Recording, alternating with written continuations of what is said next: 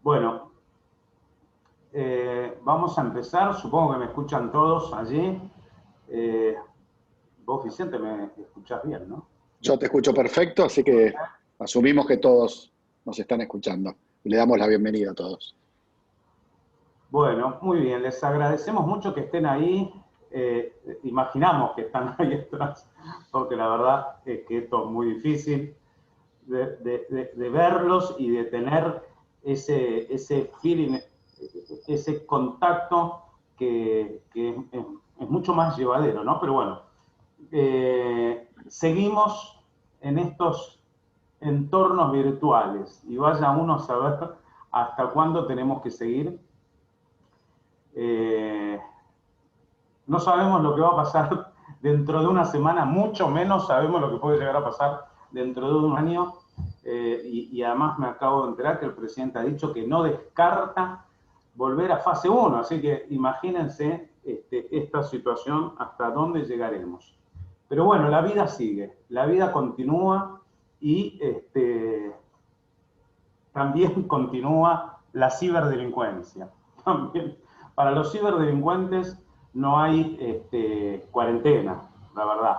Y esto ustedes lo podrán chequear si lo siguen en cualquier medio que revisen, van a ver cómo se ha incrementado la ciberdelincuencia en esta pandemia.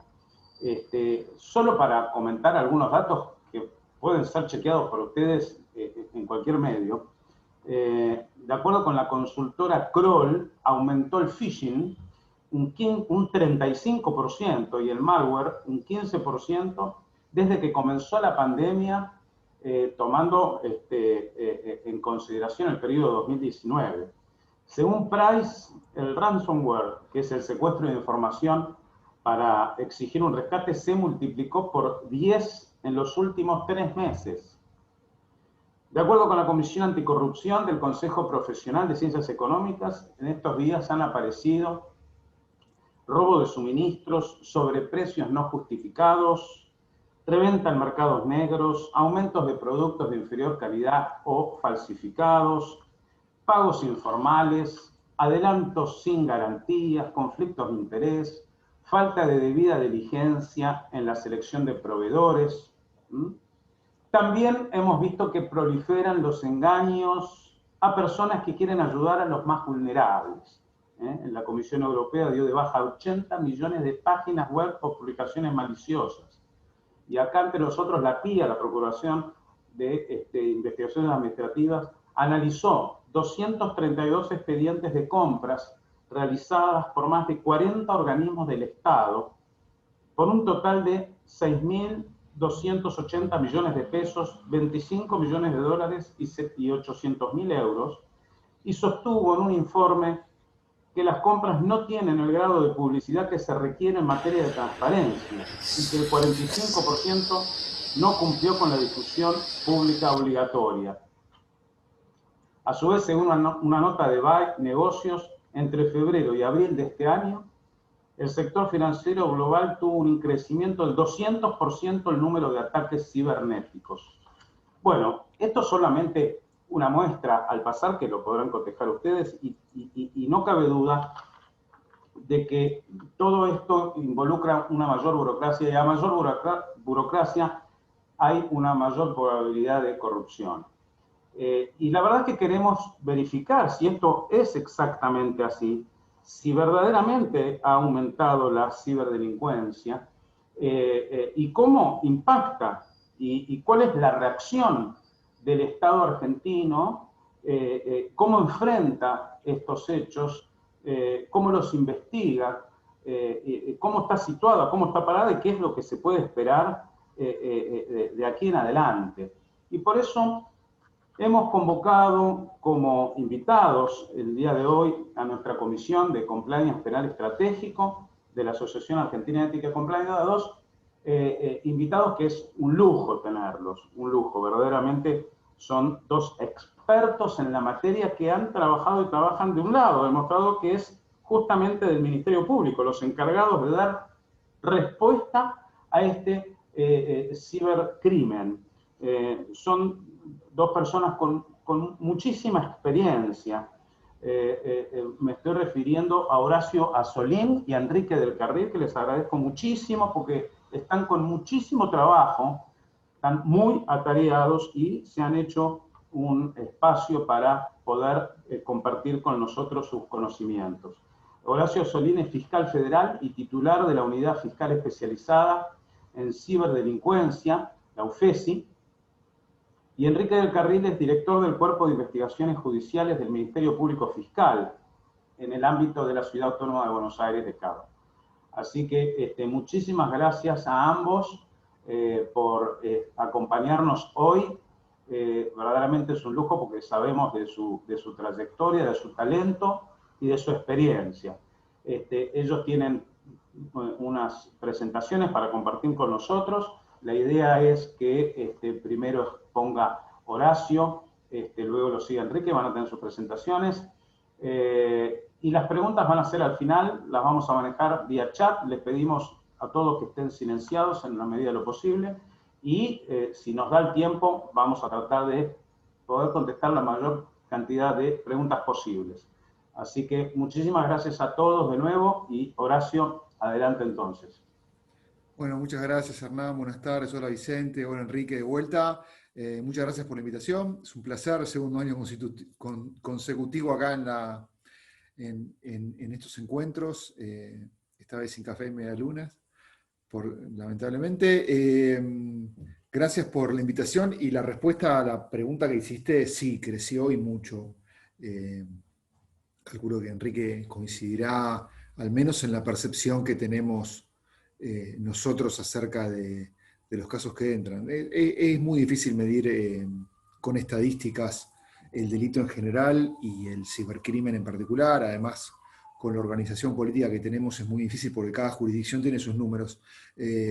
Justo estamos participando en un encuentro de Naciones Unidas, virtual por supuesto, relativo a la posibilidad de generar mecanismos para identificar más adecuadamente a las víctimas del cibercrimen y poder generar mecanismos de prevención más adecuados. Y en todos los países pasa más o menos lo mismo. Pero para que se den una idea, nosotros tuvimos, en lo que va de la pandemia hasta ahora, vamos por los 6.000 mails de reportes y en igual periodo del año pasado tuvimos 800. Así que ahí está más o menos para que se den una idea. Cuando uno dice que el cibercrimen crece 300, 400%, y uno lo mide en función de eso. No todos esos reportes se convierten en causas, necesariamente. Hay gente que está en otras jurisdicciones, hay gente que manda cosas que ya están denunciadas, pero sí es un incremento importante.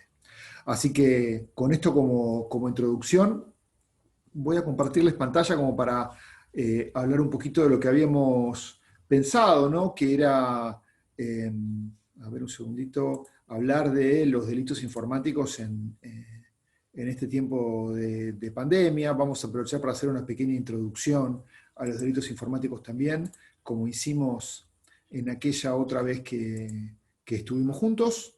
Así que si todo sale bien, deberían estar viendo la presentación ahora. Avísame, Hernán, cualquier cosa. Se ve bien, ¿eh? Se ve bien, Horacio. Bueno, ahí empezamos entonces. Vamos a ponerla con diapositivas para que se pueda ver mejor. Ahí está, deberían estar viendo mi pantalla completa. Voy a tratar de ser breve para darle tiempo a Enrique, que la última vez te dejé con poco tiempo, Enrique, así que te voy a dejar más. Y para tener preguntas, algunos detalles de contexto, esto calculo que más o menos todos lo manejarán, pero acá tienen algunos números para que entendamos lo que es el volumen de la actividad nuestra en Internet, incluso sin pensar en clave de pandemia, digamos, en una situación donde nadie está encerrado, nadie usa barbijos. Internet se usa mucho, hay 4.500 millones de personas conectadas, digamos, hay un volumen de cosas de Internet muy grande, Y si bien uno lo da por sentado, es importante tenerlo en cuenta porque Internet tiene en nuestra vida poco más de 20 años, Internet comercial. Y la penetración de la tecnología en nuestra vida tiene no más de 10, 12 años. Y eso para el derecho y para el mundo del derecho penal es muy poco tiempo. Excesivamente poco tiempo. Entonces, es realmente increíble cómo ha crecido todo y cómo se nos van corriendo los límites permanentemente.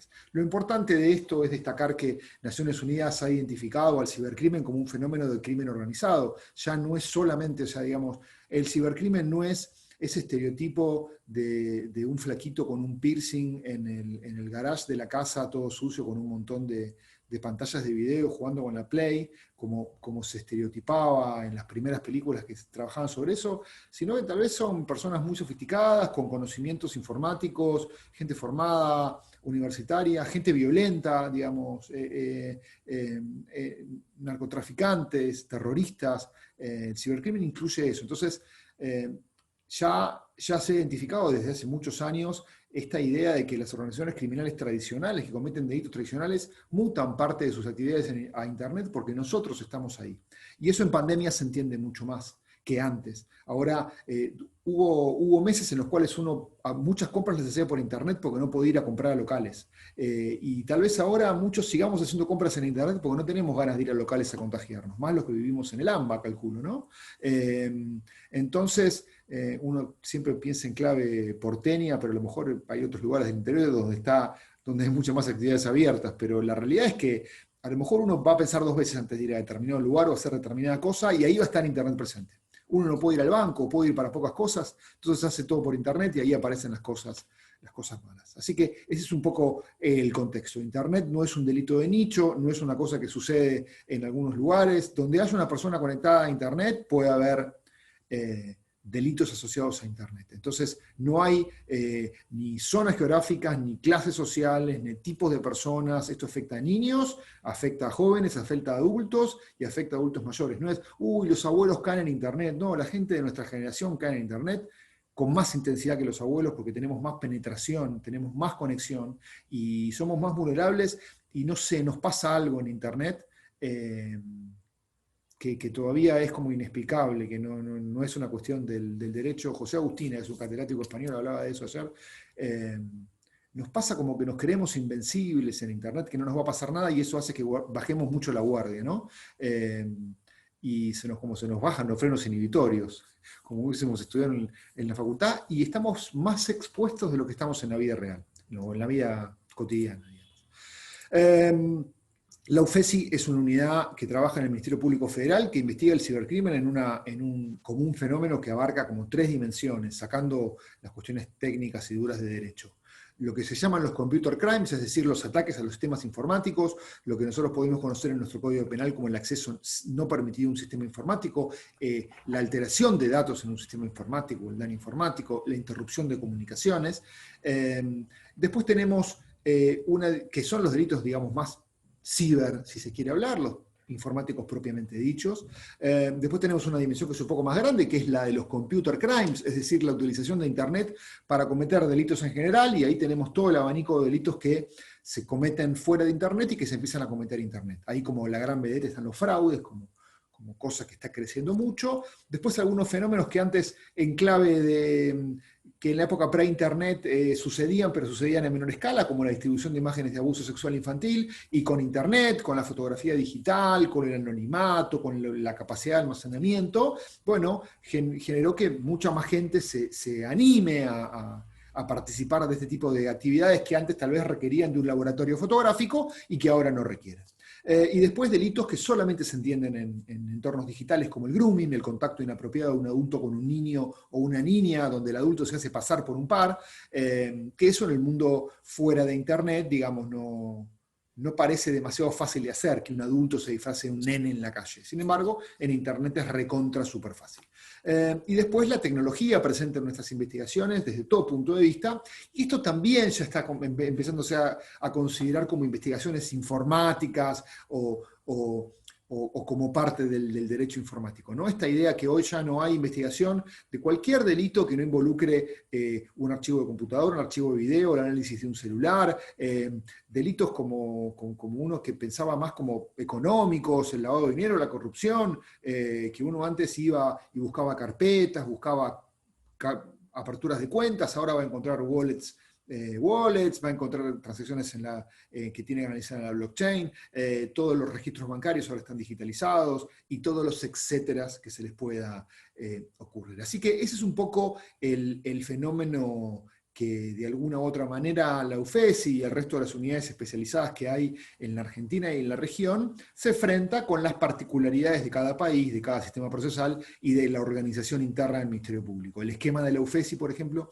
no es similar al de la UFEDICI, que es su par de la Ciudad de Buenos Aires. Estamos en la misma jurisdicción, pero con códigos procesales diferentes, con ministerios públicos diferentes. Entonces eso ha hecho que la UFESI funcione de una manera diferente que la UFEDICI o que la Unidad de Delitos Informáticos de Córdoba, etcétera, etcétera, etcétera. Vamos a avanzar un poco más. Bueno, como unidad del Ministerio Público Federal trabajamos en todo el país delitos federales y en la Ciudad de Buenos Aires los delitos criminales no transferidos, robos, homicidios, abusos sexuales, algunos casos de fraude, etc. Voy a pasar un poco esto. ¿Qué es lo que pasa en la pandemia? Digamos, lo que nosotros, ahora vamos a decir una serie de obviedades que es necesario por lo menos tenerlas en cuenta como para sentar los basamentos de la explicación. Todos nos empezamos a conectar mucho más. Esto era evidente. El problema, lo que tal vez no se reflexionó o no hubo tiempo de reflexionar, o si se reflexionó, se dejó pasar de largo porque no había otra opción, es que lo que iba a haber era usuarios no preparados para semejante nivel de conexión.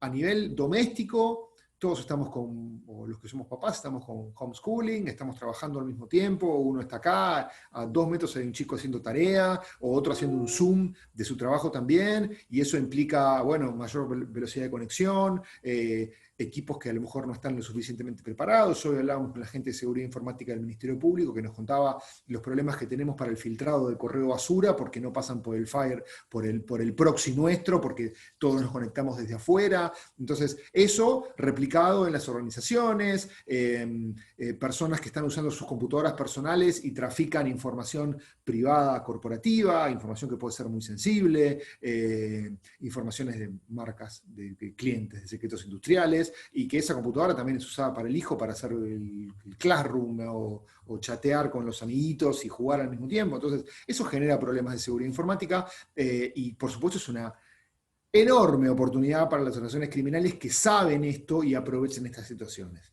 Por eso les digo que las personas con las que nos estamos enfrentando no son flaquitos adolescentes que juegan a los videos y que miran tutoriales en YouTube, sino que son personas muy preparadas y que advierten estos fenómenos, saben lo que pasa y llevan sus actividades criminales a esos lugares. Además, nosotros estamos trabajando bastante y la gran mayoría de los ministerios públicos en campañas de prevención y de concientización sobre determinados fenómenos que hacen a por lo menos minimizar este impacto y de generar un entorno más seguro que reduzca la cantidad de casos. Nosotros les diría que una enorme cantidad de casos de lo que nosotros hemos visto podrían haberse evitado si el usuario de Internet hubiese tenido, además de un poco de sentido común, una serie de conocimientos básicos acerca del uso seguro de Internet, que estoy seguro que tienen en otros aspectos de la vida. Uno se compra un auto y una de las primeras cosas que aprende, además de cómo prenderlo, es cómo cerrarlo, y a nadie se le va a ocurrir dejar un 0 kilómetro en la calle con las ventanas bajas y la llave puesta. Y sin embargo, nosotros nos compramos una computadora, nos instalamos 7 redes sociales, todo divino, una foto de perfil hermosa, pero no instalamos doble factor de autenticación, repetimos la contraseña. Entonces, somos el equivalente digital a un auto 0 kilómetro de alta gama con la llave puesta en la calle de noche. Y esa es una de las cosas que hacemos cambiar, y les pregunto como ejercicio, y si quieren contéstenme en el chat y después lo vemos, ¿cuántos de ustedes tienen instalado el segundo factor de autenticación en sus dispositivos? ¿Cuántos de ustedes no repiten contraseñas en sus plataformas? ¿Cuántos de ustedes las cambian regularmente? ¿Cuántos de ustedes tratan de usar Internet incluso para asuntos personales, no solamente para asuntos corporativos? ¿Cuántos de ustedes no usan Wi-Fi públicas de aeropuertos, de las cadenas de café donde todos tomamos? ¿Cuántos de ustedes, además de conectarse a una red, usan VPNs, etcétera, etcétera, etcétera? juguemos el juego de contestarme acá, yo después lo veo, pero quiero ver cuántos de ustedes lo hacen, y si no, busquen un tutorial e instálenselo, porque son sus secretos y los secretos de las organizaciones para que las que trabajan. Acá quedan muchísimos abogados, los secretos de sus clientes.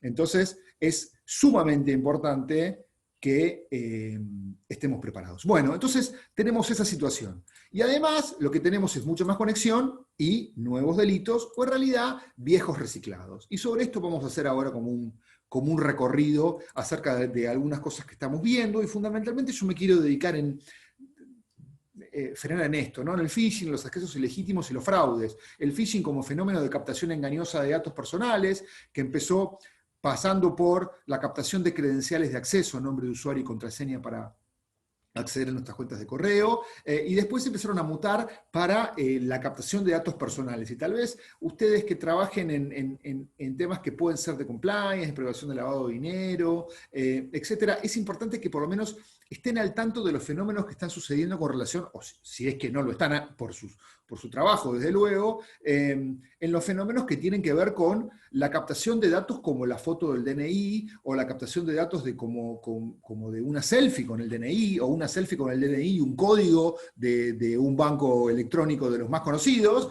que permiten que cualquiera pueda validar una cuenta digital a nombre de otro en un contexto en el cual los bancos no están validando datos biométricos. Entonces, la única prueba de vida que podemos hacer es una selfie, entonces ya la selfie no sirve porque saco una selfie de Instagram y la pego. Entonces, bueno, algunas otras plataformas con algún nivel de sofisticación están pidiendo una serie de pruebas de vida que pueden llegar a implicar, por ejemplo, un video o la realización de determinados gestos. El otro día hablaba con gente de una de las principales plataformas de retail de Argentina, donde me contaban cuáles eran los procesos que estaban haciendo para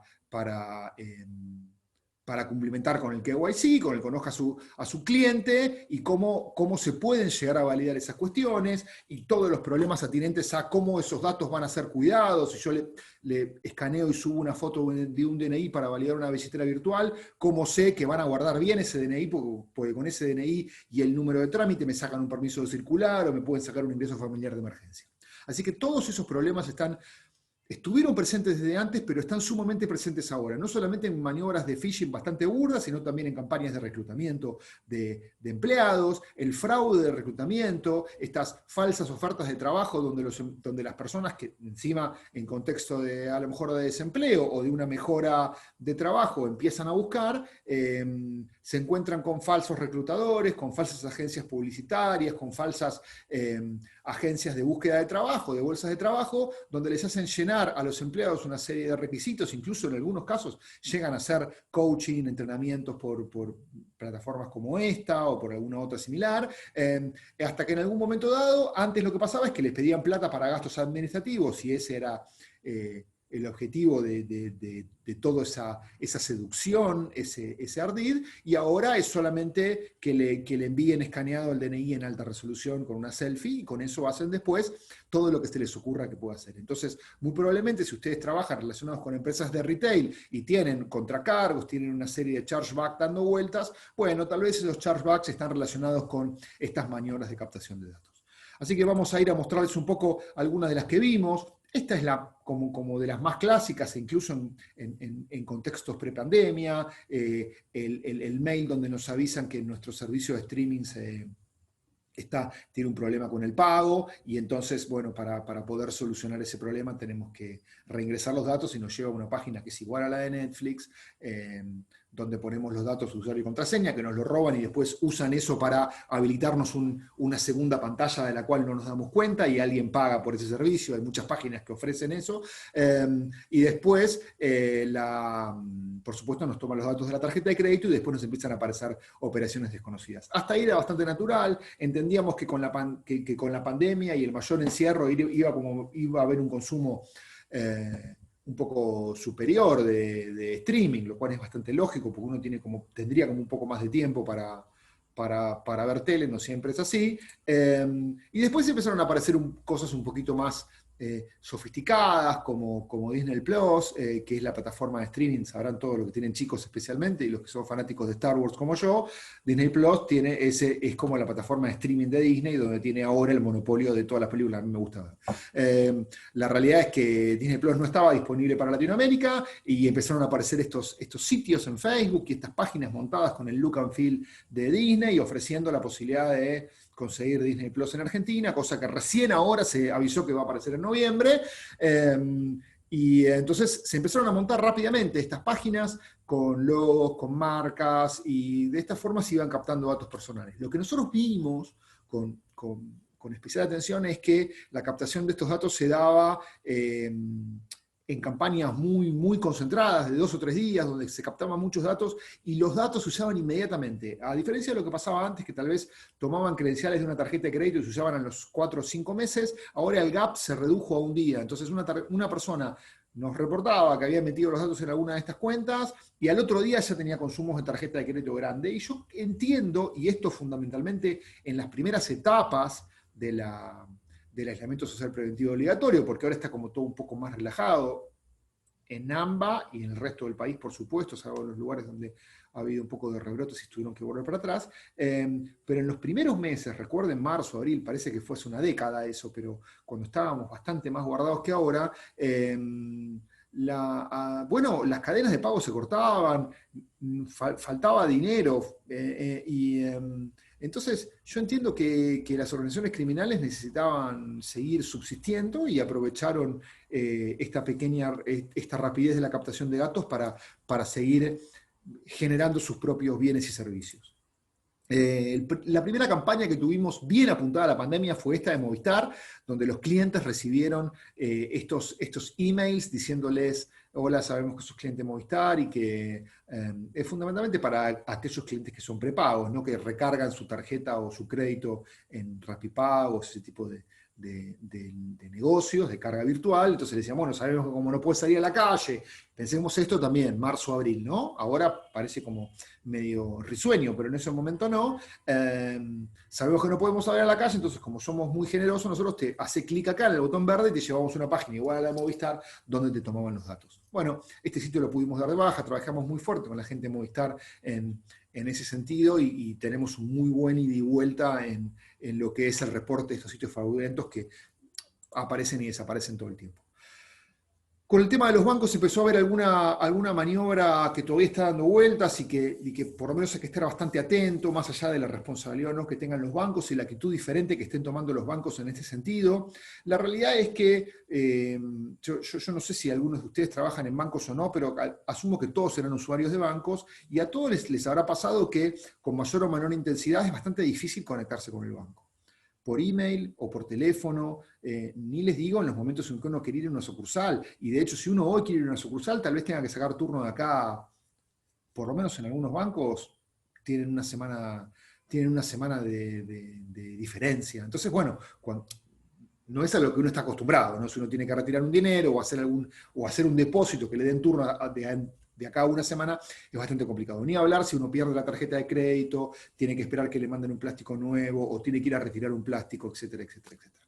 Entonces, frente a eso, empezaron a aparecer estas cuentas que simulaban ser de bancos. Esta es del Santander, que fue uno de los bancos cuya marca ha sido de las más usadas, digamos, de la mayor cantidad de cuentas que hemos detectado son las del Santander, con quienes también hemos intercambiado muy buena información. Y básicamente acá está muy chiquito, pero les decían: hola, sabemos que no podemos ir a tu banco, entonces acá somos súper buenos, entonces abrimos esta cuenta, dejanos tus datos acá o avisanos cuál es tu problema, que te contactamos por privado. Y mucha gente en la desesperación comentaba, y después los contactaban por privado de este mismo perfil o de otro, o le pedían que dejen un teléfono y lo llamaban por WhatsApp y decían: no, yo soy fulano de tal, operador del banco, y les terminaban sacando las credenciales y les vaciaban las cuentas. Son simpáticos porque les vacían las cuentas y les sacan un préstamo además. Entonces, no solamente la plata que tenías no la tenés, sino que además tenés que pagar 36 cuotas de un préstamo de mucha plata. Terrible, terrible para la gente, para la poca plata que tienen, y además, bueno, los bancos ahí están reaccionando de forma diferente, porque unos dicen: mire, señores, usted entregó sus credenciales bajo engaño, no es responsabilidad nuestra. Otros están diciendo: bueno, si imitaron nuestro look and feel, cierto grado de responsabilidad tenemos que tener en esto, qué sé yo, entonces están reaccionando de forma diferente. Esto ha generado, por ejemplo, que los bancos no solamente comuniquen, y los que a lo mejor habrán recibido todos en sus emails avisos de ojo con esto, estas son las direcciones verificadas de los bancos, nosotros no te vamos a pedir nada, pero incluso algunos bancos han tenido que cerrar sus comentarios, cerrar los comentarios de las publicaciones en las cuentas oficiales, porque la gente, a lo mejor el banco publicitaba un producto y le decían, ahora me pueden llamar que tengo un problema con mi tarjeta, y eso era lo que era monitoreado por las organizaciones criminales y llamaban a la gente.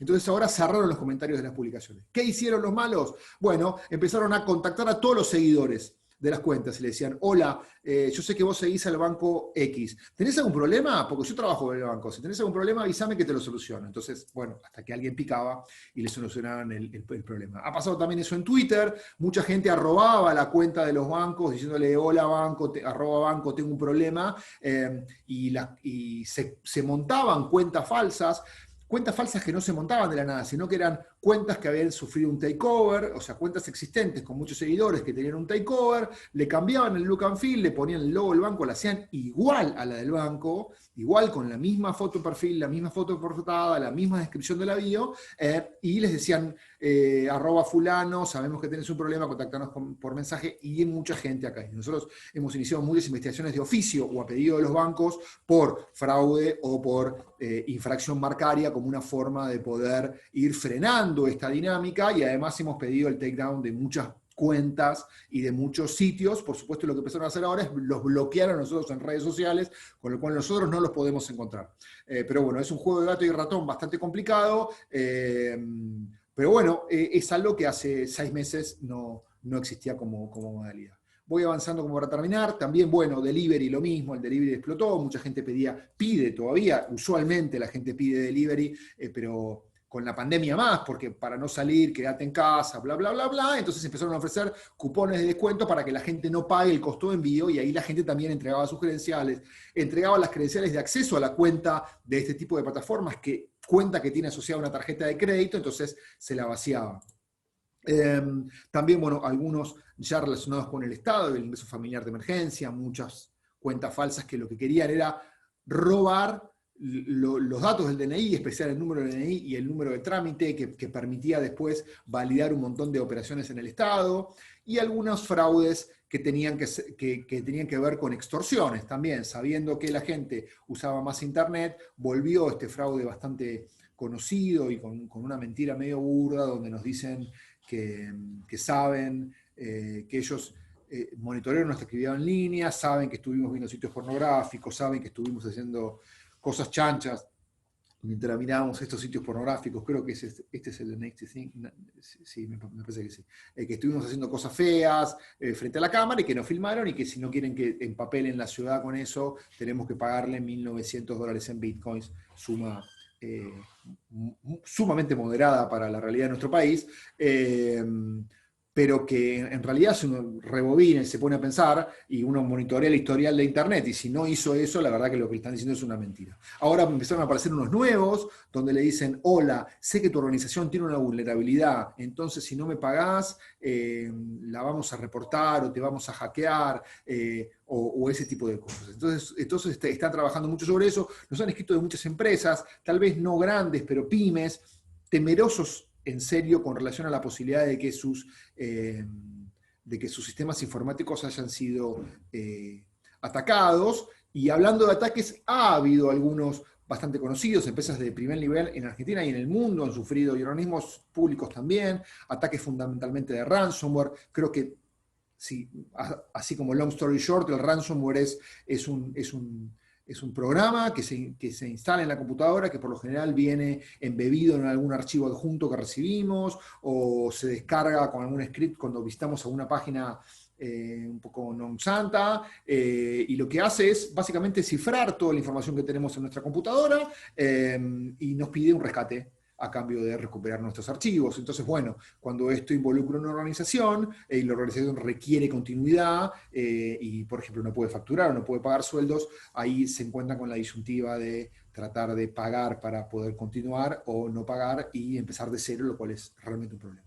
El ransomware está muy presente en todo el mundo, hubo casos en Argentina bastante conocidos, y es algo que llegó para quedarse porque además es muy difícil de detectar y hay una cuota importante de factor humano que no siempre es el mejor preparado. Podemos tener las mejores computadoras, los mejores programas, el mejor firewall, pero si el gerente general de la compañía no tiene segundo factor de duplicación, o le mandan un presupuesto y le hace clic y eso infecta toda la red de la organización con un virus, es bastante complicado. De hecho, en los ejercicios que se hacen por lo general para ver la seguridad de las compañías, se ha detectado, por ejemplo, que el punto más débil de las organizaciones son las secretarias de los grandes directivos. Los directivos a lo mejor tienen la mejor seguridad, tienen 2 teléfonos cifrados y qué sé yo, pero le dejan toda la agenda a la secretaria, la secretaria tiene las claves de todo y le mandan un bono a la secretaria con unas flores o mirá la tarjeta que recibiste o te ganaste un viaje y ahí infectan la compañía. Pasa en Argentina, pasa en otros lados. Twitter tuvo una enorme vulneración de seguridad hace muy poco tiempo que generó que un montón de cuentas verificadas de gente de primer nivel, como Elon Musk, por ejemplo, aparecieron tuiteando cualquier cosa y eso fue porque tuvieron un ataque, o sea, ganaron las credenciales de un empleado de Twitter que tenía lo que se llama el poder de Dios, ¿no? La posibilidad de meterse en todas las cuentas y hacer desbarajustes. Así que acá el factor humano es muy importante y eso ténganlo muy en cuenta en sus organizaciones. Y después hay algunas otras cosas que son más difíciles de evitar o que para evitarlas hay que trabajar con presupuestos más amplios, que son, por ejemplo, los ataques distribuidos de negación de servicio, aquellos ataques que lo que hacen es saturar la posibilidad, no, saturar las páginas web de las empresas o los servicios de las empresas, generando más peticiones de las debidas.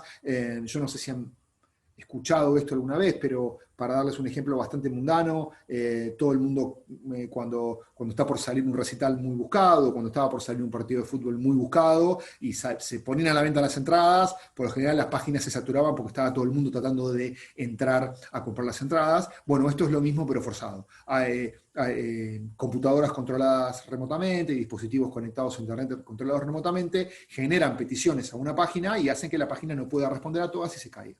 Así que esto es bastante conocido también y afecta mucho al sector corporativo, tanto del sector privado como el sector público. Bueno, esto es más o menos todo como para ir contándoles. Acá les dejo mi cuenta de Twitter donde subimos bastante información relacionada con estas cosas. Si les interesa seguir estos temas y estar alertados sobre las principales maniobras, ténganlas en cuenta. Una cosa para ir terminando que me acordé, también lo que está habiendo muchos robos de cuentas, no solamente de cuentas bancarias, que es a lo que más me dediqué, sino otro tipo de cuentas. WhatsApp, cuentas de Instagram, billeteras digitales, cuentas de PlayStation. Hay algunas que tienen que ver, por ejemplo, la PlayStation no dice para qué, y sin embargo, como la cuenta de PCN tiene asociada, el PlayStation Network tiene asociada una tarjeta de crédito, bueno, quieren usar esa tarjeta de crédito, pero después uno dice, ¿yo quién soy? ¿Para quién me va a querer sacar el WhatsApp a mí? Pero en realidad, sacar el WhatsApp de una persona, si sos así como muy expuesto, tenés un alto perfil, por supuesto es para revisarte tus contactos, como le pasó a Pampita hace poco, que generó que después las personas que accedieron a su agenda empezaron a extorsionar a los contactos de ella también conocidos, pero si no, sirve para usurpar identidad. Si yo ganara el WhatsApp de Hernán, por ejemplo, yo podría contactar a todos los clientes y decirles que tengo un problema en el estudio y que necesito que me giren dinero. O podría distribuir spam a nombre de Hernán y después la investigación iría contra él. Entonces, es muy importante también cuidarse para evitar que nos usen nuestra identidad para estas cosas, porque a veces es muy difícil poder distinguir si la persona que estamos investigando o que puede ser objeto de una investigación es realmente ella o no. Así que mucho cuidado con los datos que entregamos y mucho cuidado con los datos que revisamos en el marco de los procesos judiciales o administrativos internos que nos toque hacer. Yo con eso termino, dejo de compartir pantalla y, bueno, por supuesto estoy para responder preguntas. Ahora quiero ver si contestaron el chat y lo escuchamos a Enrique, que siempre es súper interesante hacerlo. Bueno, buenísimo, Horacio, muchas gracias. La verdad, muchísima información, muchos datos y una cantidad de maniobras delictivas que a mí me dejaron azorados, a pesar de estar un poco en el tema, y fue solamente un pantallazo. es increíble lo atento que uno tiene que estar y lo expuesto que estamos, evidentemente. Muchísimas gracias, súper interesante. Bueno, genial. Ahora entonces lo vamos a escuchar a Enrique del Carril, si está por ahí. Enrique, arrancamos. Bueno, buenas tardes. ¿Se me escucha? Sí. Sí, dale. Bien. Bueno, entonces, sin más, voy a compartir pantalla, así les voy contando un poco. ¿Cuál es? ¿Está?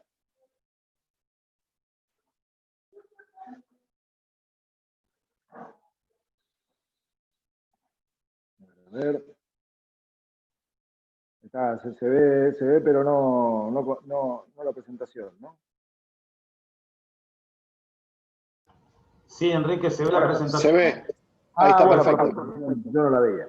Bueno, rápidamente, bueno, siempre con Horacio tenemos muchas de estas cosas que hacemos en común, así que ya, por decirlo de alguna manera, le adivino la jugada, así me ayuda a ahorrar un montón de temas y datos generales y cosas que las da él siempre. Así que la idea acá es un poco mirar rápidamente, les quiero contar un poco qué es esto del Cuerpo de Investigaciones Judiciales, muy rápidamente, e ir un poco más a la cuestión que tiene que ver con me imagino que en el contexto donde estamos, a todos les interesará, de qué hacemos, qué hago yo en mi organización, qué hago ante una consulta cuando me ocurre algo así, ¿no? Rápidamente, el Cuerpo de Investigaciones Judiciales es un organismo de investigación de la Fiscalía de la Ciudad. Es un organismo en el que estoy a cargo hace ya 8 años más o menos, y que tiene una impronta de investigación tecnológica. Investigación tecnológica en términos generales, es decir, no de cibercrimen, sino de investigación por medios tecnológicos, ¿no? Entonces, bueno, por supuesto esto hace que el tema del cibercrimen sea uno de los temas centrales, ahí una cuestión de competencia, como decía Horacio, principalmente las cuestiones que tienen que ver con abuso sexual infantil, con grooming, son los temas que nosotros tenemos digamos, cuantitativamente más, porque bueno, está en nuestra competencia y además es en el mundo de los delitos de Internet, de las 3 categorías que decía Horacio, por mucho lo que más hay. Pero bueno, esto nos ha dado una impronta, digamos, de modos de investigar en entornos digitales. Generalmente acá lo que uno se encuentra es con gente que oculta su identidad, por supuesto, y hay que desarrollar formas o métodos para investigar a esas personas y, por supuesto, después conseguir prueba a partir de eso. Dicho esto, algunas las salté así de movida, porque sabía que Horacio venía con las estadísticas, salteo las cuestiones más estadísticas, unos datos que tienen que ver sí, con empresas, digamos, un poco más referido a este contexto en el que estamos. El 43% de los ataques son contra empresas medianas, 69% está perpetrado por personas ajenas a la empresa, 33% se utiliza ingeniería social y 39% no tienen objetivos económicos. ¿Por qué estos números que parecen un poco random, digamos, ¿no? La idea es un poco ver que, en el fondo, cualquier empresa, cualquiera puede ser víctima de algún ataque de alguna manera. No hay acá ninguna excepción, como hablaba Horacio de las personas, también podemos decirlo de las empresas. El 39% son empresas chicas, imagínense lo que implica las empresas grandes, ¿no? Por supuesto, también la cuestión de la autoría, de quiénes son. Es cierto lo que dice Horacio, que estamos viendo una profesionalización, por decirlo de alguna manera, o organización de estas estructuras, pero en el fondo los autores son múltiples. Lo que tiene esta modalidades selectivas es que lo único que necesito es conexión a Internet y un poco de habilidad, nada más. Entonces, esto implica que es cierto que las organizaciones se están preparando y mejorando y funcionando mejor en logística, en hardware, en todo, pero también es cierto que cualquiera puede hacerlo, ¿no? La otra cuestión, y esto más bien referido a esa idea de la ingeniería social, Horacio lo dijo también brevemente, y antes teníamos que explicar qué era ingeniería social, hoy podemos darlo por sabido, igualmente, así en un pequeño resumen, ingeniería social es esa perfilación o ese ataque, por decirlo de alguna manera, a personas concretas, al lugar, al eslabón más débil de la cadena informática, que somos los seres humanos, ¿no? Entonces, esa idea de perfilar, Horacio ponía el ejemplo de las secretarias, ahí vi que algunos estaban ahí defendiendo el gremio secretarial, pero bueno, es un tipo de perfilación, alguien que está muy dedicado a las relaciones interpersonales, con lo cual tiende a confiar más en la gente que lo contacta, porque no es personas que conozca a ella, sino personas que conocen a su jefe, por ejemplo, con lo cual tienen un poco las barreras un poco bajas. Entonces, ese ataque de ingeniería sociales, de ingeniería social como método, es también un dato para tener en cuenta. ¿Por qué digo esto? Porque la cuestión ahora del cibercrimen no es un tema de ciberseguridad, no es un tema de los informáticos.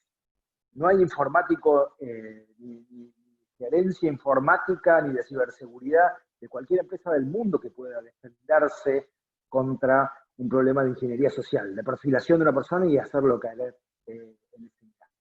Y el otro tema que también, también prevía que Horacio iba a hablar mucho, es que hoy los activos a proteger no son solo económicos, sino que son muchísimos más. Y en el caso de las empresas en concreto, es también datos personales, datos de personas, porque hoy cualquier empresa, para funcionar razonablemente bien, acumula datos de personas, ¿no? Entonces, esta es como, en cortas líneas, el problema que podríamos tener desde el lado de las empresas cuando hablamos de ataques informáticos, ¿no? Y bueno, el tema de la autoría acá, para detenerme un poco y reiterar esa idea de que es cierto de que las organizaciones están siendo más sofisticadas, pero lo que nos ha ocurrido, o lo que vemos desde la historia, desde que empezó el cibercrimen, es que el autor, los cibercriminales, se mueven por distintas razones que ya no son las económicas. Incluso, no voy a detenerme mucho en esto, estos son estudios de criminología muy interesantes, si alguien después quiere, se los podemos pasar, estudios de la Universidad de Nueva York, de SANI, sobre el tema, pero fíjense los motivos, ¿no? Motivos que antes en la criminalidad no existían, como la curiosidad, ¿no? O la cuestión del estatus, de ser mejor, de poder llegar, de poder entrar, de poder lograrlo, ¿no? Esto, combinado con pandemia, con gente mucho tiempo metida frente a una pantalla, es una bomba explosiva. Mucha gente lo hace literalmente de aburrido, ¿no? Entonces, esto es otra de las razones por las cuales ha crecido enormemente la cibercriminalidad en estos tiempos, ¿no? Ante este desafío, esta cuestión, digamos que como bien dijo Horacio recién, ya existía, se incrementó durante la pandemia y se instaló, ya esto va a seguir, estos índices, estos números y estos problemas. La pregunta es qué hacer, ¿no? Básicamente, desde el punto de vista de una empresa, tiene tres aspectos para tener en cuenta. Uno es, por supuesto, la prevención, cómo prevenir estas cosas. El segundo es cómo investigarlas cuando ya ocurren. Y tercero, y este es quizás el lugar donde voy a hacer un poco más de énfasis, porque es el lugar, como decía Hernán, que le toca a los que estamos del otro lado del mostrador, cómo aseguro esta prueba para que valga, para que sirva, ¿no? Entonces, esto en estos minutos es brevemente de lo que voy a hablar. No voy a hablar, sí, de la prevención, porque, bueno, es un tema que quizás me exceda, porque es un tema que tiene que ver con procesos internos de las empresas y con temas quizás más técnicos que tengan que ver con ciberseguridad. Yo, abogado, toco nada más que de oído, ¿no? Sí, de la investigación interna, esto es una cuestión que hay que tener muy en cuenta, es una cuestión que tiene que ver con cómo yo ayudo a mi organización cuando estoy ante un problema, cuando tuve algún problema de un ataque informático, de un cliente que ha sido estafado, de lo que sea, ¿no? Y esto acá, la idea es un poco trasladar este perfil o estas experiencias que tenemos nosotros en el Cuerpo de Investigaciones Judiciales. Cuando hablamos de investigación en Internet, uno tiende a pensar que estamos hablando de informáticos, ¿no? De informática forense, o de informáticos expertos, pero en rigor esto no es así. Digamos, el lugar del informático es un lugar muy específico y muy técnico, pero no tiene que ver con la cuestión del ataque informático, la detección de personas, el gran problema del delito informático en general, que es la atribuibilidad. Me salió la palabra, nunca pensé que me iba a salir, porque es como siempre me trabo en el camino. Es decir, ¿cómo atribuyo yo este hecho a una persona. Porque hoy en día, ya nunca, pero hoy menos que menos, podemos confiar en que sea esa cuenta de correo, que sea ese perfil de red social, que sea ese celular, ¿no? Es decir, cualquiera puede tomarlo, o tomarlo en el sentido que contaba Horacio, de secuestrar esa cuenta, ese teléfono, o tomarlo físicamente, ¿no? Es decir, esto era un tema que nosotros nos preocupaba mucho con el tema de pornografía infantil, ¿no? Detectábamos pornografía infantil saliendo de alguna computadora, de algún teléfono, en un domicilio determinado, pero la pregunta era, ¿y adentro quién había sido específicamente? Porque no es cuestión ahí de, con un tema tan sensible, entrar en una casa a las patadas, llevarse todo de todos y a todo el mundo y después vemos, ¿no? Entonces, acá hay una serie de técnicas que tienen que ver con esta idea de investigador digital. Un investigador digital no es alguien que es un experto en el tema, sino alguien que desarrolla una serie de habilidades y prácticas para investigar en Internet. Este es un tema enorme, de hecho es un tema del que solemos dar extensos cursos de cómo desarrollar o cuáles son las técnicas, los tips y la capacidad analítica del investigador digital. Es la idea que muchos conocerán de lo que se llama la Open Source Intelligence, es decir, tomar la información de fuentes abiertas, la información pública, la información que yo puedo encontrar, y a partir de eso ir cruzando esa información, juntándola y analizándola, llegar a identificar situaciones o personas, especialmente personas concretas, ¿no? Entonces, en la cuestión del cibercrimen se ha roto esa idea del derecho penal que el Estado investiga y los privados son quienes ayudan en el mejor de los casos o están pasivos en el peor de los casos. Hoy es preciso, y está ocurriendo, digamos, en la lógica del ciberespacio está ocurriendo, es preciso una colaboración muy cerrada entre la investigación de las empresas privadas y de los privados en general y del Estado. Y no estoy hablando solo de las empresas proveedoras de servicios en Internet o de proveedoras del servicio de Internet, sino en general, digamos. Nosotros hemos hecho algunas experiencias muy interesantes con gerencias, con empresas grandes que tenían algún problema ellos, ¿no?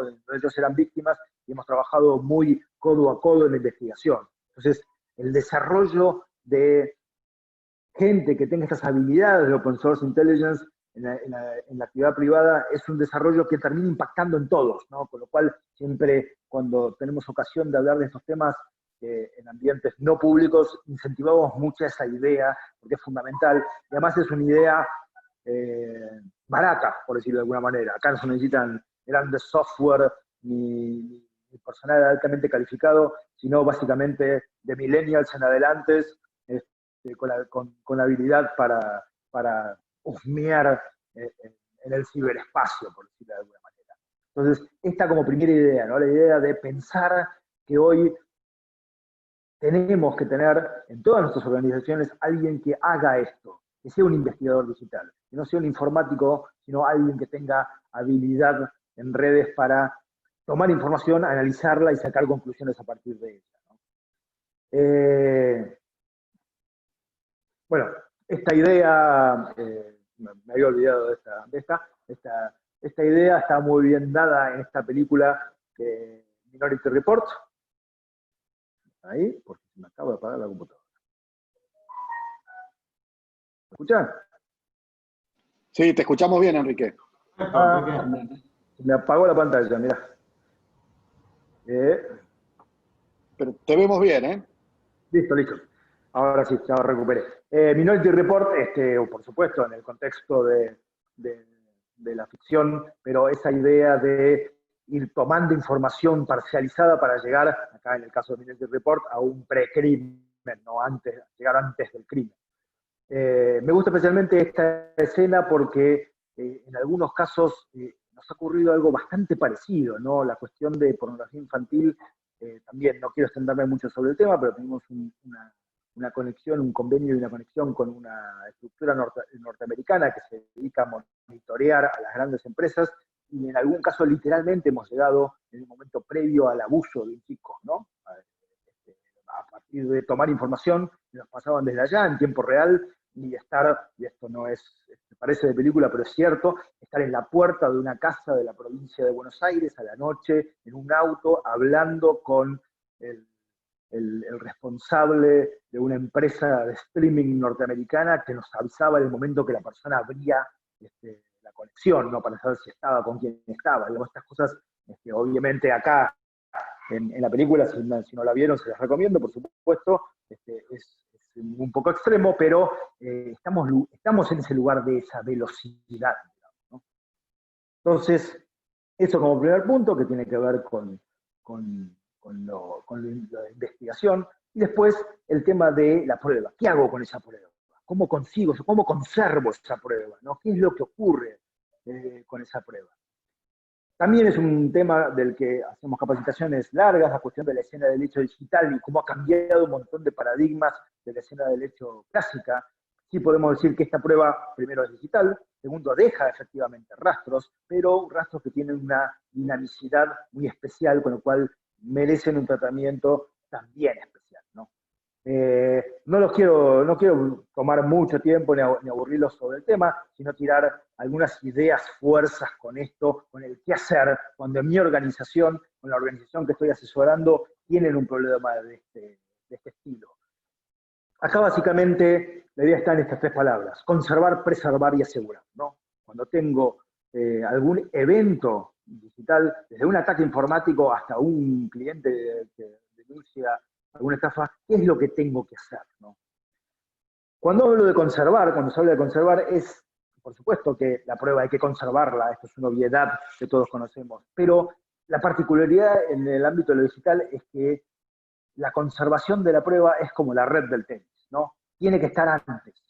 Yo tengo que tener ya previstos protocolos o formas o estándares para, ante un eventual ataque o ante una eventual denuncia de algún cliente, conservar esa prueba, atraparla, como la red atrapa la pelota, ¿no? Cuando hay un ataque informático, por poner un ejemplo paradigmático, las empresas o los informáticos de las empresas suelen tener respuestas para evitar, por ejemplo, un ataque de DDoS, que se caiga la página. Usan mitigadores, bueno, temas técnicos que no les importan. Pero, claro, ellos están preocupados porque el servicio no se interrumpa, pero no porque el día después.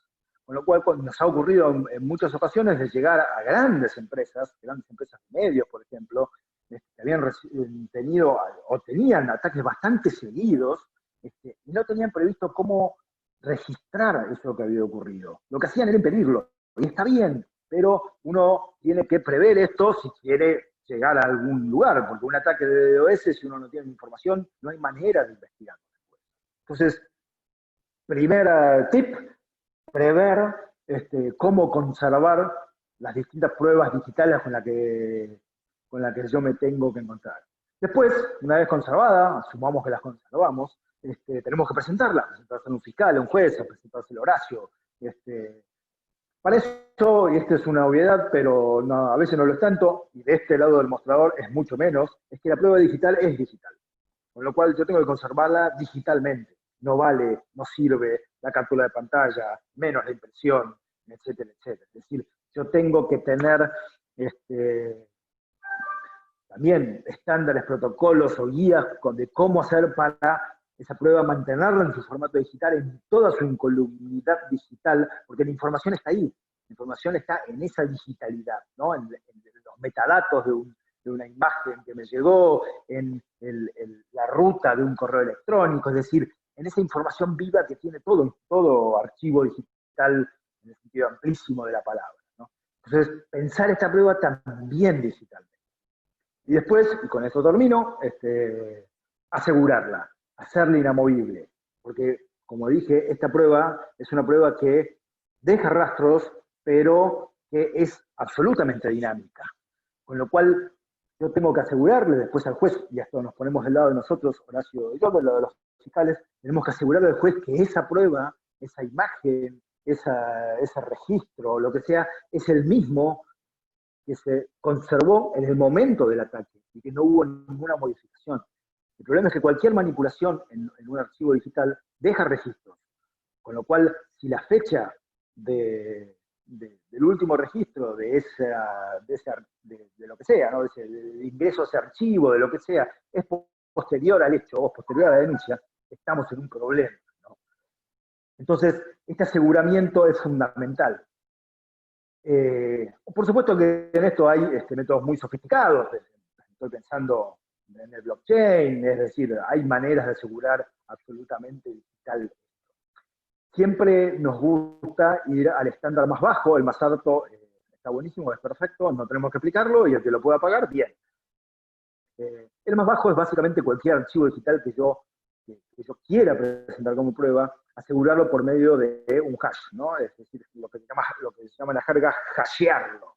Hashear un archivo, también acá, antes lo teníamos que explicar con mucho detalle, yo asumo, quizás, si después quieren que nos extendamos sobre el tema, me lo preguntan. Hashear un archivo es básicamente hacer una operación algorítmica sobre él para sacar un número que asegura que cualquier modificación de ese archivo va a implicar que ese número varíe. Entonces, y con esto, ahora sí termino, y con esto bien puesto en lo práctico, si yo tengo, no sé, un correo electrónico que vino y resultó un phishing, por ejemplo, por poner el ejemplo de Horacio, no tengo más que hacer estos procedimientos de hashes, no es algo que yo tenga que comprar ni nada por el estilo, es un proceso matemático, con lo cual lo puede hacer cualquiera, hay plataformas, hay apps gratis que uno puede bajar, donde uno hace esta operación de hash, tomar el número resultado, es una operación matemática, como os dije, y ahí sí, quizás llamar a un escribano que haga un protocolo y diga, este es el hash, hacerlo enfrente a personas idóneas del lugar, etcétera. Es decir, cada empresa en esto tendrá sus métodos, ¿no? Pero de esta manera yo puedo asegurar la incolumidad absoluta de esa prueba, ya desde antes de que ingrese a la justicia. Entonces, asegura que nosotros, de este lado del mostrador, del otro lado del mostrador, podamos con tranquilidad presentar esa prueba y decir, mire, esto es lo que ocurrió y esto no se modificó. Y si alguien discute y dice que el denunciante lo modificó, no hay problema, hacemos de vuelta el cálculo de hash. Si no dio el mismo, está modificado. Si no, es el mismo y no hay duda. Y esto es 0 pesos. Eso es lo importante, ¿no? Por supuesto, si quiero gastarlo, puedo gastar, pero puedo hacerlo con 0 pesos y asegura un montón ese gran problema que tenemos, que es la duda de la prueba digital. ¿Por qué es un gran problema? No porque sea absolutamente modificable, etcétera, sino porque básicamente, y lo digo así en voz baja, los jueces no entienden mucho de estos temas. Entonces, si viene alguien y le hace una denuncia y dice, no, mire, esa foto está modificada, me hackearon y me pusieron, etcétera, etcétera, y modificaron la foto, como no saben mucho, les da un poco de miedo que esto sea así, y todos sabemos en derecho penal lo que quiere decir cuando el juez entra en duda, ¿no? Dubio, chau, se acabó, ¿no? Entonces, hay que dar una tranquilidad que tiene que ver con esa cosa tan precisa que tiene la informática, ¿no? Mire, esto es un hash, se usa en todos lados del mundo. Este es el número que dio, está en un acta, vieron que a nosotros los judiciales nos encantan las actas, cuanto más sellos y firmas, mejor, ¿no? Está en el acta del escribano, y dice el número esto, chequeemos, es el mismo número, listo, problema terminado. Y yo puedo entregar, desde el mundo de la actividad privada, de la empresa, del denunciante, puedo entregar algo que puede seguir todo el camino hasta el eventual juicio oral y ser absolutamente inamovible y seguro que eso es lo que se secuestró, ¿no? Entonces, esta es un poco la idea que quería dar, que tiene que ver con las cuestiones muy, muy concretas con que nos encontramos, más allá del problema de cibercriminalidad en general, que Horacio de esto, como habrán visto, sabe un montón, está en el día a día, en los temas concretos, en lo que va pasando, así que bueno, esta debería ser una cosa complementaria. Así que bueno, cierro, muchísimas gracias y estoy acá para preguntas, para lo que necesiten. Dejo de compartir. Genial, Enrique, muy interesante. Muchísimas gracias, muchísima información también. Hay muchas preguntas, vamos a tratar de hacerlas, son para ustedes. especialmente me parece para Enrique, pero antes de hacer la primera pregunta de los asistentes, algo que quiero enganchar con algo que dijiste vos, Enrique, recién, del hash que se puede obtener fácilmente para tratar de preservar esa prueba digital y darle cierta trazabilidad y que no pueda haber ningún cuestionamiento futuro que tenga que ver con una nulidad de esa prueba que uno aporta en un proceso. Pero algo dijiste, los jueces mucho no entienden, dijiste de eso. ¿Cómo es esto? Porque uno puede estar seguro de que va a ser aceptado. ¿Cómo es el grado de uniformidad de la jurisprudencia en nación, ciudad, federal en esta materia? Cuando uno le acerca esa prueba, ¿tienden a validarla en términos ampliamente generales o es dudoso? No, la verdad que es un tema que antes sí traía alguna cuestión, no sé, Horacio me imagino que coincidirá conmigo. Hoy ya en general, como digo, no es que entiendan, que el mundo de los judiciales entienda exactamente lo que quiere decir estas cosas, pero por lo menos es un idioma que les suena, ya saben que es hashear, la firma digital al final es un hash, entonces hay como una familiaridad. Y esto lo digo siempre en broma, pero algo de verdad tiene, pero hay una cuestión cultural. Uno le lleva el acta del escribano donde está el hash y eso a nosotros así como, ¿no? Lo podemos poner en el expediente y foliarlo, y esas cosas tan modernas y tecnológicas que hacemos los judiciales, ¿no? Entonces, un hash puesto en un acta, un protocolo hecho por un escribano digamos que cuente cuál es la operatoria en la cual se sacó ese número de hash, es una prueba que tiene bastante, digamos, aceptación hoy en día. Como le digo, es un proceso muy fácil. Está bien, está bien. Yo tengo acá, si quieren puedo mostrarles, tengo un pequeño software para hash acá, en la computadora. Claro. Porque eso hasta hace unos años era un problema muy serio, para acercar prueba digital a un juzgado, porque corrías un enorme riesgo de que se declarara inválido. Bueno, sí, yo tengo algunas sentencias fantásticas, o mejor proveídos fantásticos de jueces que le piden que corrijan ese número, esa cantidad de números y letras que no significan nada, que era el hash. Le piden a la parte que corrija, como que si le hubiera apretado el dedo en el teclado al abogado. Algunas cosas muy simpáticas de esa época. Tal cual. Escuchame vos, vamos con algunas de las preguntas. Así, salteado, ¿no? ¿Las grabaciones de audios en WhatsApp son consideradas pruebas digitales? ¿Cómo me aseguro de que sirva como evidencia? Acá están preguntando. Las grabaciones de audio digital, sí, por supuesto que sí. También acá vamos a tener que hacer este proceso y es probable, por lo menos hablo por la Ciudad de Buenos Aires, creo que también Horacio, no él en particular, sino en Nación lo están haciendo también, que es después la extracción forense de la información de ese teléfono.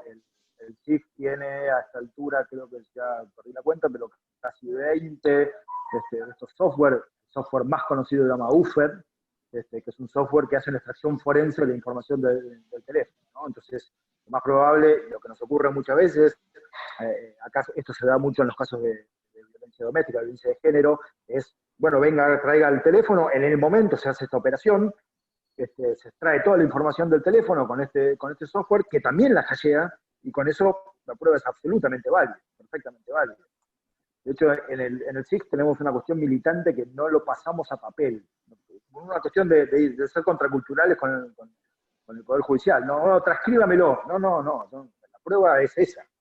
Transcribir para que usted se siente y la lea, pero la prueba es la otra. Así que escúchelo o si quiere transcribíalo.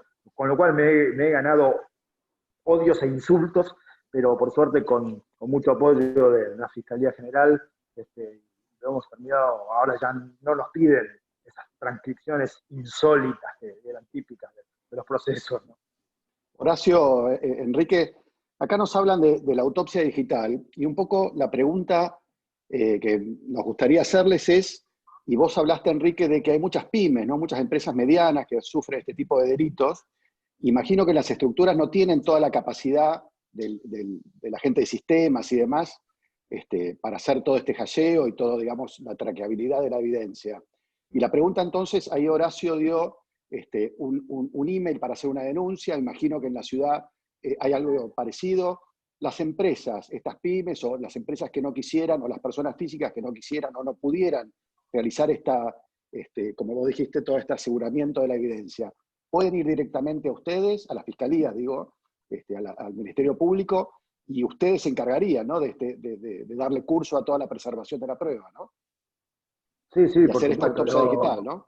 Por supuesto, ahí Horacio dio los datos, el nuestro es denuncias@fiscalía.gov.ar, pero, a ver, yo insisto porque me pasa también cuando hablo con los juzgados en la tribuna, esto no es mucha ciencia, es una app que uno baja en el teléfono. Hay una más conocida, porque tiene muchos hash, que se llama HashMe.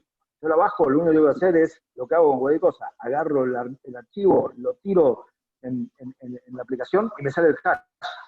Se acabó. Digamos, 0 pesos, 0 técnica, ¿no? Pues, por supuesto, después tengo que, de alguna manera, fijar ese hash en el tiempo. Con una acta, con lo que sea, pero bueno, acá está, este es el hash que saqué, y ahí está la prueba, es esta misma. Pero sí, por supuesto nosotros, cuando tenemos estas cuestiones, porque muchas veces lo que hacemos es revalidar esa prueba digital, y especialmente cuando tiene, bueno, alguna complejidad del tema, es ir, bueno, a ver, deme, nosotros hacemos la copia forense, hacemos lo que haya que hacer, y bueno, con Horacio, él está en esto antes que yo, ¿no? Porque como él es mucho más viejo que yo, está hace mucho más antes que yo con esto, así que ni hablar. Muteado. No, en realidad coincido con Enrique, digamos, hay por un lado una cuestión que tal vez puede ser medio como antipática, pero es necesario decirla. Cualquier empresa mediana o pequeña que maneje datos personales tiene que tener una infraestructura adecuada para eso, porque si no puede tener responsabilidades desde la Ley de Protección de Datos Personales. Eso siempre hay que decirlo, porque parece que el manejo de los datos es una cuestión de, bueno, yo tengo una PC con una buena clave y listo, y no. Pero más allá de eso, y que también, digamos, en la medida en que la empresa pueda recurrir a un servicio privado para asegurar la prueba, siempre va a ser más rápido, porque el Estado tiene recursos finitos sobre eso y no siempre se puede atender con la misma velocidad. Yo más que nada les digo porque a veces hay cuestiones de decisión de continuidad de la empresa, hay un montón de cosas más, que hay un problema con las operaciones forenses y la sobrecarga. No siempre hay que hacer pericia sobre todo, porque, a ver, si yo tengo... Si yo tengo un audio de WhatsApp que me va a servir de prueba, pero yo al mismo tiempo voy a declarar como testigo sobre ese audio, bueno, el audio lo que va a hacer es como el respaldo de lo que yo voy a decir bajo juramento, y muy probablemente la prueba de juramento valga más que el audio. Y en la medida que yo no borre esa información, bueno, la información va a estar disponible si es necesario. Y esa extracción forense se puede hacer en forma privada o en forma pública. Lo importante es no alterar esa evidencia. Hay casos en los cuales, fundamentalmente en los casos... que son de vida o muerte, secuestros extorsivos, grooming, pornografía infantil, abusos sexuales, esas pericias se van a hacer con mayor velocidad, pero en otros casos no. Y además tengamos en cuenta también que en la pandemia los recursos también son limitados. La posibilidad de trasladarse es limitada, los equipos no están siempre disponibles, incluso porque en nuestras oficinas también se nos enferma gente. Entonces, bueno, todo eso también empieza a influir. Entonces, yo soy muy cauteloso y trato de ser muy claro sobre eso. Lo importante cuando uno le pasa algo es no borrar, no alterar la evidencia y pedir instrucciones acerca de eso. Después, como dice Enrique, calcular el valor hash de algo, sea la computadora de la NASA que maneja un satélite o una canción de MP3 de Ricardo Arjona, la operación es la misma. Si hay un tiempito, yo tengo acá abierto el programa, quieren que lo muestre por compartiendo pantalla, para que vean lo simple que es. ¿Sí?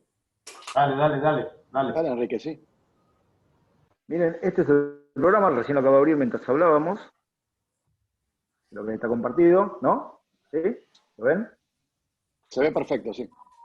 Bueno, yo puedo o elegir un archivo, acá ya se abre la típica ventana para elegir un archivo, o incluso yo puedo hashear frase, ¿no? Yo Sí, de hecho, hasheo, nos han preguntado si una videoconferencia grabada se puede hashear. claro. Mira, le pongo Hernán Munilla, Es pongo que, es computer que hash, cualquier archivo de y audio, o sea, ahí tienen en esta mano todos los hashes en los distintos modos. Esto, bueno, es un tema más técnico, pero cualquiera sirve. Un botoncito para poner copy, paste.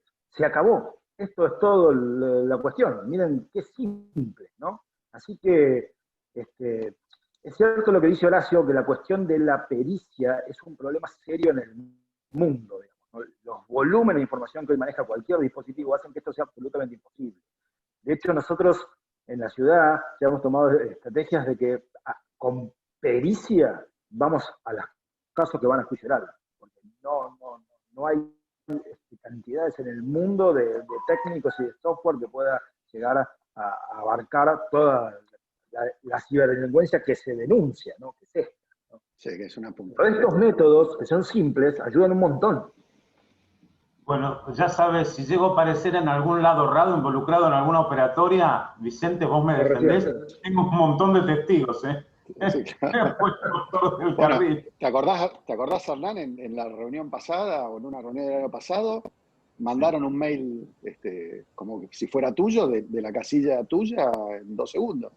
Sí. Todo el tema tecnológico hoy es complicado, ¿no? Y es muy avanzado.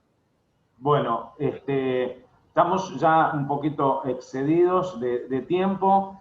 Les queremos agradecer una vez más a Enrique, Horacio, su amabilidad, su tiempo. Sabemos que están súper ocupados. Estuvo súper interesante la charla y da para muchísimo. Así que muchísimas gracias una vez más. Y muchas gracias por la invitación. Muchas gracias a ustedes por la invitación. Un placer como siempre. Bueno, gracias. Bueno, y muchas gracias a todos los que participaron. Abrazo Gracias a todos. Hasta luego. Adiós, hasta luego.